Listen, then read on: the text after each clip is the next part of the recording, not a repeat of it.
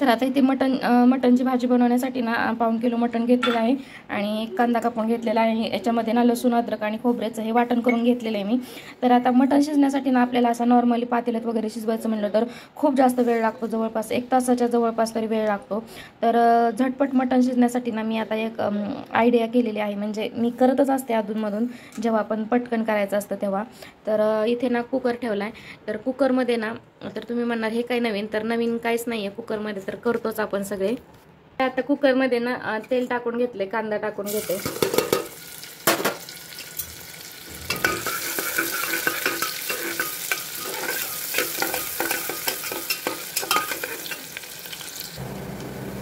आणि कांदा थोडाफार लाल झाला की त्याच्यामध्ये एक करून घेतलेलं जे वाटण आहे तर ते घालून घेते। आणि हे पण आपल्याला चांगलं परतून घ्यायचं, कारण आपण हे सगळं कच्चच घेतलेलं आहे, खोबरं लसूण वगैरे भाजलेलं काहीच नाहीये।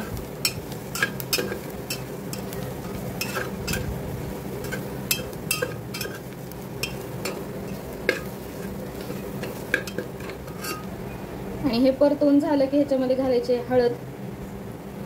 हळद घालायचे आणि मीठ घालायचे।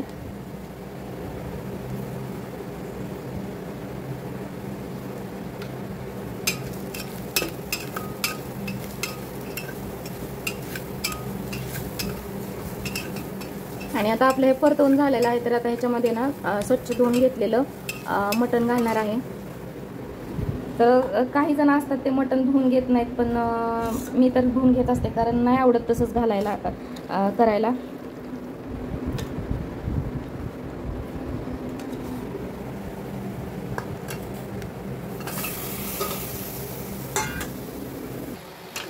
आणि आता ना इथे हे मटण वगैरे टाकून ना मी हे छान असं चांगलं हलवून घेतलेलं आहे सगळं। आणि आता इथे काय करायचं आपल्याला, तर हे जे आपण मीठ वगैरे टाकलेलं असतं तर त्याचं ना पाणी सुटतं याला। तर आपल्याला ह्या मीठ टाकलेल्या पाण्यामध्येच जे मिठाचं पाणी सुटतं तर त्याच्यामध्येच आपल्याला जवळपास अर्ध तरी हे मटण शिजवून घ्यायचं आहे। तर आता याला मी ना कुकरला झाकण लावून देणार आहे आणि ह्याच्यामध्ये पाणी बिलकुल टाकणार नाही, कारण पाणी भरपूर टाकून जर का आपण कुकरला मटण शिजवलं ना तर त्याची चव जी आहे ते पूर्णपणे बदलते आणि टेस्टी असं आपलं हे मटण लागत नाही। तर त्याच्यामुळे आपल्याला ही पद्धत इथे वापरायची आहे। तर झाकण लावून आपल्याला ह्याच्या बारीकच गॅसवरती जवळपास एक 4 ते 5 शिट्ट्या करून घ्यायच्या आहेत।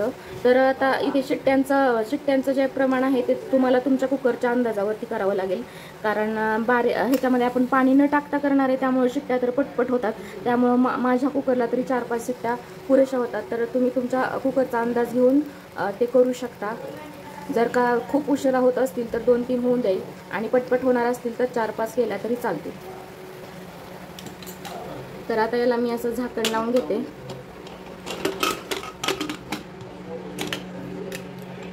आणि एक 4 ते 5 शिट्ट्या करून घेते। लक्ष ठेवा की जास्त शिट्ट्या केल्या तर आपलं सगळा मसाला आणि मटण जे आहे ते करपू शकतं।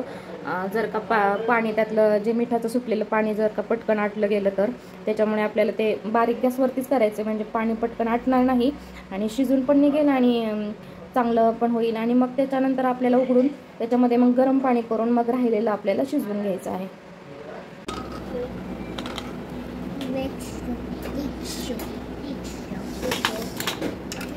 आणि आता इथे बघू शकता तुम्ही वाफ निघते, त्याच्यामुळे व्यवस्थित दिसत नाहीये।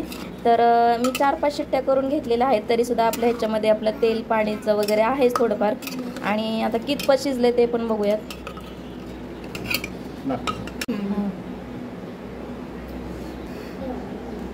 तर आता हे ना जवळपास 80% शिजलेलं आहे मटण, तर बघू शकता तुम्ही। आणि हे जवळपास एक 10 मिनिटात शिजलेलं आहे एवढं।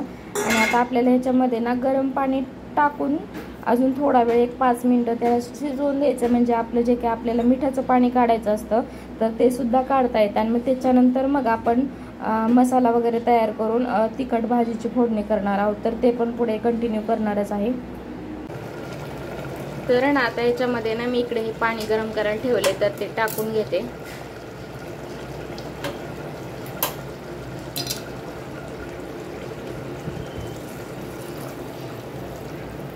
अशा पद्धतीने आता थोडंसं ह्याला मी 1-5 मिनिटं उकळून देणार आहे असंच। आणि त्याच्यानंतर मग आपलं मिठाची जे काय आपल्याला भाजी काढायची असते मुलांसाठी वगैरे, तर ते काढून घ्यायचे आणि मग बाकी तिखट फोडणी करायची. तर आता इथे ना मी पुढच्या भाजीसाठी ना तिखट भाजी बनवण्यासाठी मसाला तयार करत आहे. आणि त्याच्यासाठी मी कोणते साहित्य भाजून घेत आहे. तर सगळ्यात पहिल्यांदा सुकं खोबरं घेतलं होतं. तर सुकं किंवा ओलं तुम्ही कोणतंही घेऊ शकता तुमच्या आवडीनुसार. आणि त्याच्यानंतर मी कांदा घेतलेला आहे, तो सुद्धा चांगला आपल्याला भाजून घ्यायचा आहे. त्याच्यानंतर इथे घेतलेले आहेत डाळ, कोणी म्हणतं फुटाणा डाळ कोणी म्हणतं, तर ते घेतलेलं आहे. आणि त्याच्यानंतर मग मी घेतलेले आहेत थोडेसे तीळ आणि लसूण. तर आता हे सगळं छान असं भाजून घेऊन मी ह्याचं वाटण करून घेणार आहे. आणि हे वाटण घातलं की आपल्या भाजीला छान अशी टेस्ट तर येते. त्याचबरोबर आपल्या भाजीचं टेक्स्चर म्हणजे घट्टपणा वगैरे होण्यासाठी सुद्धा छान अशी मदत होते या साहित्यामुळे. आणि त्याच्यानंतर मग मी जे वाटण करून घेतलं होतं तर ते सगळं वाटण करून ते अशा पद्धतीनं फोडणी केलेली आहे. तर फोडणी करताना ना मी तेल घातलेलं आहे. त्याच्यानंतर ते वाटून घेतलेला पूर्ण मसाला घातलेला आहे. तो मसाला छान परतून घेतला आणि त्याच्यानंतर मग काळा मसाला घातलेला आहे. त्याच्यामध्ये थोडासा गरम मसाला आणि धने पावडर घातलेली आहे. आणि हा जो मसाला आहे तो छान असा आपल्याला शिजवून घ्यायचा आहे. आणि त्याच्यानंतर मग तो आपल्याला जे आपण हे मिठाचं बनवून घेतलेलं आहे तर ह्याच्यामध्ये घालायचं आहे. तर आता इथे ना खूप मोठा म्हणजे महत्त्वाचा व्हिडिओ माझा मिस झालेला आहे. काय प्रॉब्लेम झाला आणि काय झालं मला काहीच कळलं नाही. व्हिडिओच नाही आहे तो माझ्या गॅलरीमध्ये. तर याच्यामध्ये ना मी काय ह्याच्या अगोदर केलं होतं की त्यातले जे पीस काढून घेतले होते आणि त्याचं ना मी वेगळं साईडला बनवलं होतं. तर तोच व्हिडिओ महत्त्वाचा मिस झालेला आहे. काही नाही कसं झालं तेच मला बिलकुल कळलेलं नाही आहे. तर मी सुक्कं बनवण्यासाठी ना एक कांदा कापून घेतला होता आणि त्याच्यामध्ये जो मसाला बनवलेला आहे तो मसालाच टाकून ना सगळे पीस त्याच्यातले काढून घेतले आणि ते त्याच्यामध्ये फ्राय करून छान अशी कोथिंबीर वगैरे त्याच्यामध्ये टाकलेली आहे. थोडंसं मीठ आणि काळा मसाला वगैरे टाकून तर ते केलं. आणि त्याच्यानंतर मग तो दुसरा मसाला बनवून तो मी जे मिठाचा रस्सा होता तर त्याच्यामध्ये ओतून त्याची तिखट अशी भाजी बनवलेली आहे. कसं लागतंय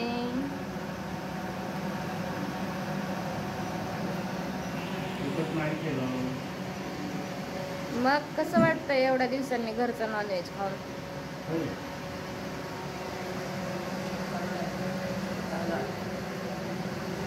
काय चांगलं वाटतंय?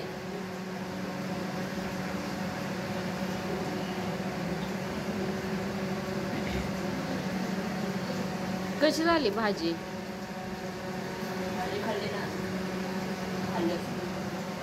ते कसं लागतंय सुक्क?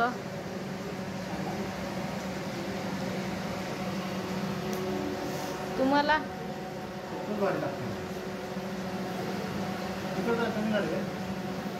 तुम्हीच म्हणला तेवढंच टाक.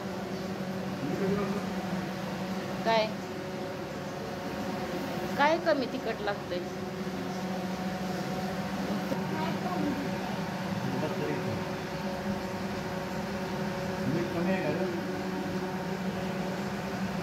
काय माहिती आता मी नाही खाल्ला आणखी.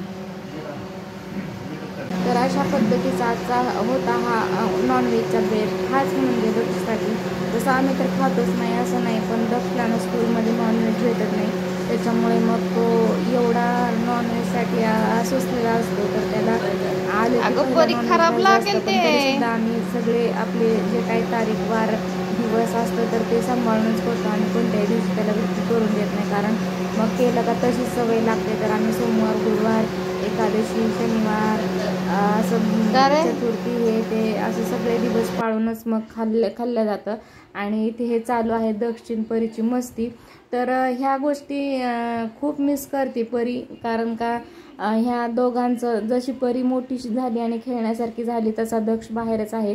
त्याच्यामुळे ना ती खूप जास्त मस्ती करत असते त्याच्याबरोबर. आणि आता तो जरा मोठा झालाय तर त्याला नको वाटतं तिच्याबरोबर मस्ती करायला, ती छोटी म्हणून. पण तरीसुद्धा थोडीफार ती मस्ती करतेच त्याच्यासोबत. तर कसा वाटला आजचा व्हिडिओ हे मला नक्की सांगा. व्हिडिओ पाहिल्याबद्दल धन्यवाद आणि बाय बाय.